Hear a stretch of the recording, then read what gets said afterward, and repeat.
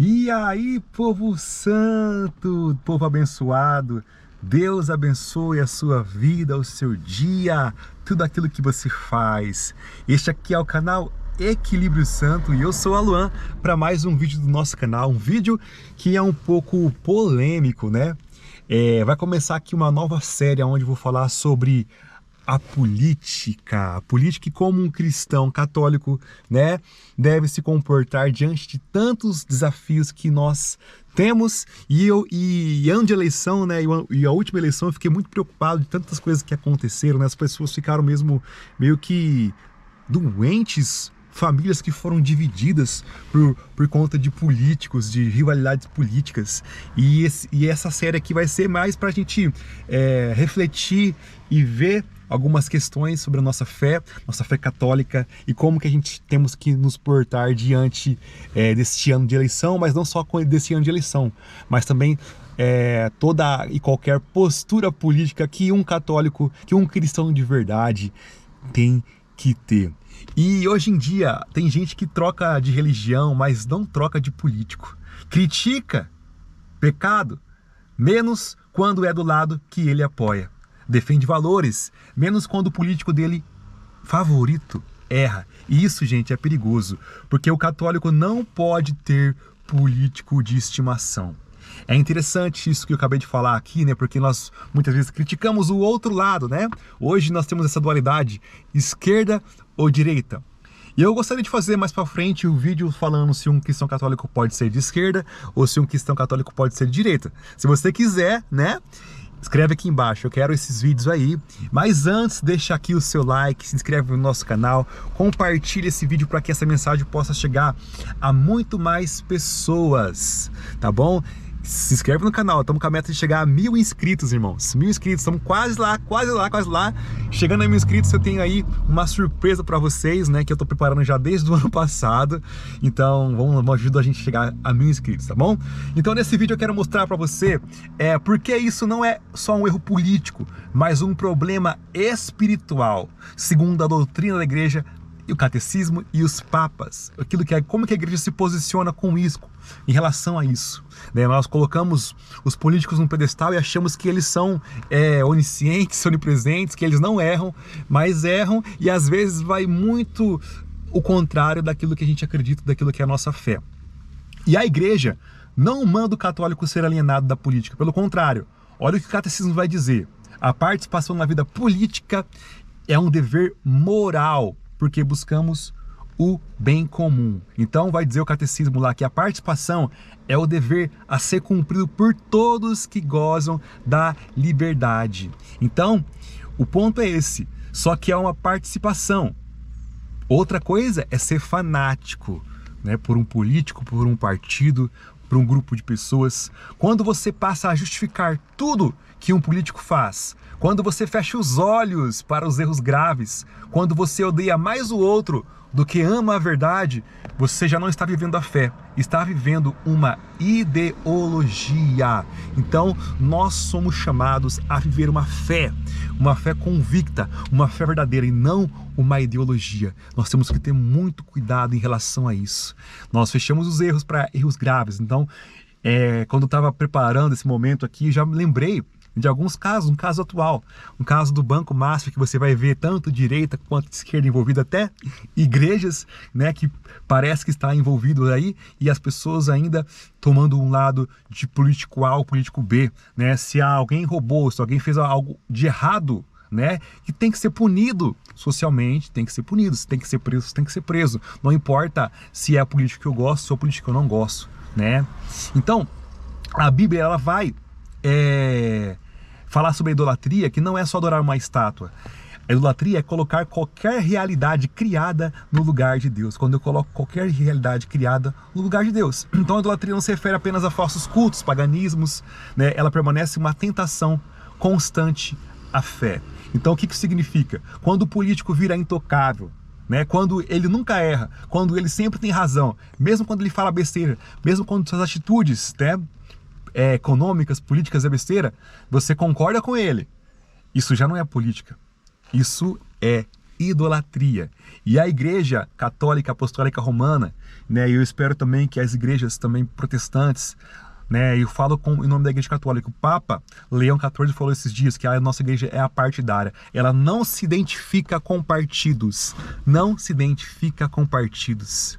Então a igreja, por causa da sua missão e competência, não se confunde com a comunidade política, nem está ligada a nenhum sistema político. Então, se a igreja não se casa com nenhum partido, por que o católico se casa? Por que o católico tem que ter essa ideologia? Né? E aí, esse vídeo é mais um vídeo de introdução, né? Mas eu vou, se Deus quiser, aprofundar mais nesses assuntos aí, porque eu sei que é muito polêmico, eu sei que eu posso até perder inscrito no canal por isso, mas eu tenho que falar aquilo que Deus toca no meu coração, né? Aquilo que Deus me impele a dizer, né? Aquilo que o Senhor me impele a dizer através, embasado nas Sagradas Escrituras, embasado na Igreja Católica, aquilo que nós temos que entender e que ser. Então, católico que tem político de estimação acaba defendendo mais o político do que o evangelho. Nossa! Essa frase aqui, né? Ela dá um impacto muito grande. Por quê? Porque eu vivenciei essa realidade, essa dualidade. Para quem não sabe, minha formação sou professor de geografia, né? E a geografia, história, ciências mais humanas, elas têm uma tendência a ser mais de esquerda, né? Você vai encontrar também nesses lugares radicalidade, né, extrema, que é mal dos dois lados, tanto esquerda como direita, mas isso não é para esse vídeo, não é para esse vídeo.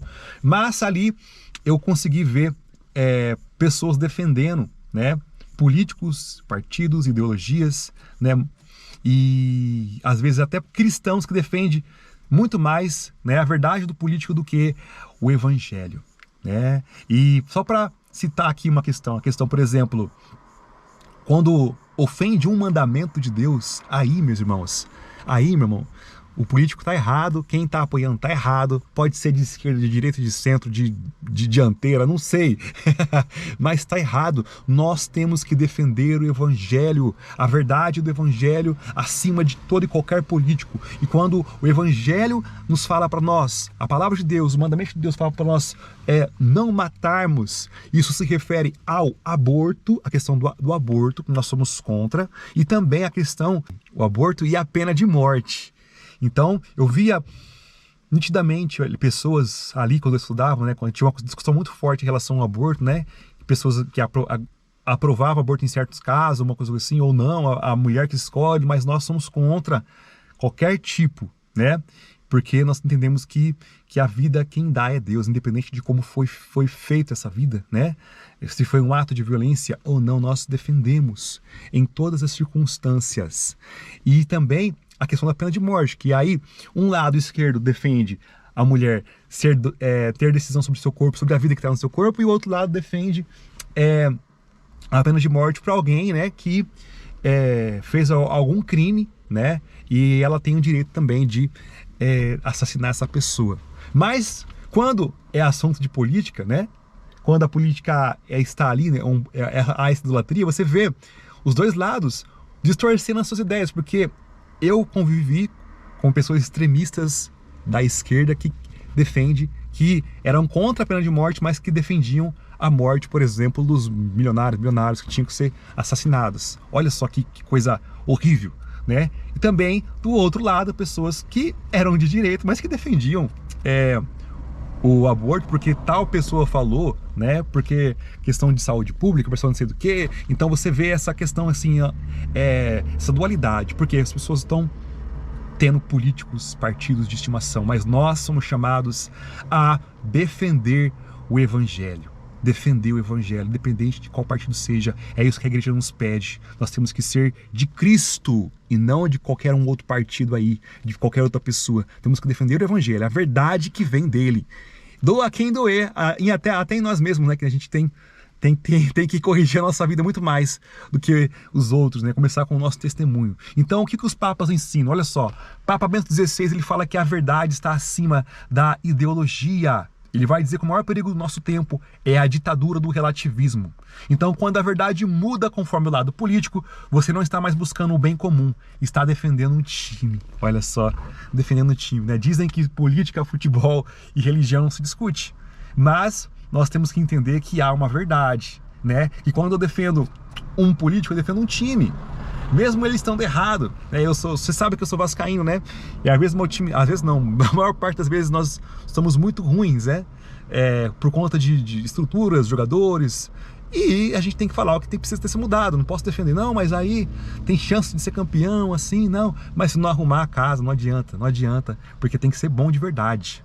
E o Papa Francisco também, ele fala também, né? As ideologias acabam sequestrando o evangelho. Olha só, São João Paulo II também fala: uma democracia sem valores facilmente se transforma em um totalitarismo aberto e disfarçado. Então não é o partido que define o bem e o mal, é a lei, é imoral, a dignidade da pessoa humana e o evangelho. Por isso, o católico não pergunta se esse político é de direita ou esquerda. O católico pergunta o seguinte, ó: esse político defende a vida até o fim, do início ao fim?